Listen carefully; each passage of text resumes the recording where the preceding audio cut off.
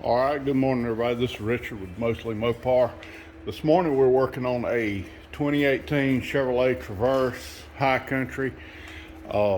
It's throwing a couple of codes, and they're both emission codes. And I don't know if y'all can see good, but this is how far you have to tear this down to gain access. Like I said, this just basically sits there. So you've got a plug here, you unscrew the air box, you've got a hose clamp here, take the bolt out here, this pops off, you can spin it around out of the way, and then before that, on top of it, you've got the cover here. You have to take the oil fill off, and then there's a T30 headed screw right here, and then that pops off. So that gets us down to here.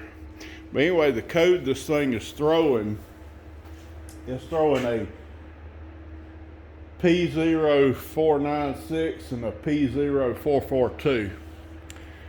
And it could possibly be a leak in the system somewhere, you know, but most likely what it's going to be is the solenoid for the evaporation system. This is the part number. Let me get that open so you can see it, take a look at it. And the standard one comes with a new bolt, and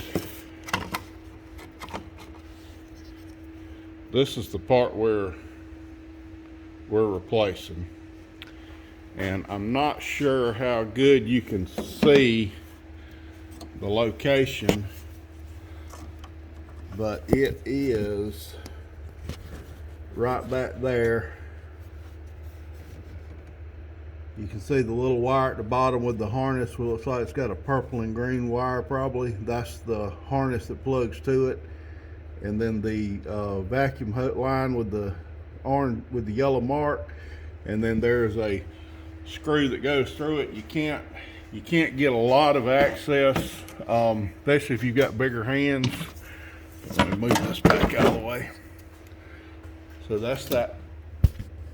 That's there. You can see it pretty good right down under there. So anyway, we've got to pull the. It has one long bolt that holds it in. You've got two lines, two vacuum lines to plug in, and then one 2-pin connector. And that, after that, we're going to clear the codes, crank it up, and see if that solves our problem. Be back with y'all in a minute. Another thing I'm going to show you too. If you need the extra room, it's probably a little easier, but like I said, it's up to you if you want to do it. But you can take a 10mm socket and pop these 4 screws out here and snatch the throttle body off, and it gives you a whole lot more access. Like I said, just make sure you clean up any trash that gets in here, and make sure the seal is good and clean and the back of the throttle body's clean so you don't have a leak there. But that does gain you a whole lot more access to the valve to change it. I've done it both ways, but this vehicle's, you know, newer, so I didn't really feel like I'd tear the seal up to do it. And not only that, it's my wife, so she has to drive something else while I get a seal. But anyway, that gives you a little more access. And like I said, also the bolt that holds the solenoid in is also 10mm, and that just gives you a whole lot more access. I'm using I've got a little stubby 1/4-inch drive ratchet, and that's what I'm using to take that off with. All right, on reassembly, you just put the bottom back in. You push this back in. There's an O-ring on here. You can see it comes with a new kit. Put your O-ring in. Just push this on. Line your bolt up here.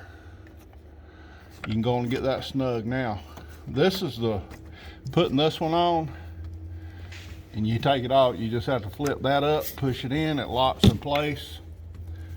Take your harness plug, goes right back there.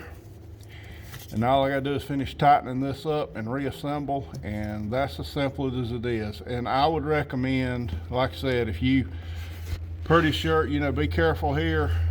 That's the only question, but this is 10 times faster if you pull out, take the 4 screws out and take the throttle body off. So just be careful you don't get anything in there. And like I say, I've got a rag in there and I'm gonna clean a little bit of debris out that fell. But anyway, I'm gonna do that and then get it reassembled, and then we'll clear the codes and give it a shot, see how it runs.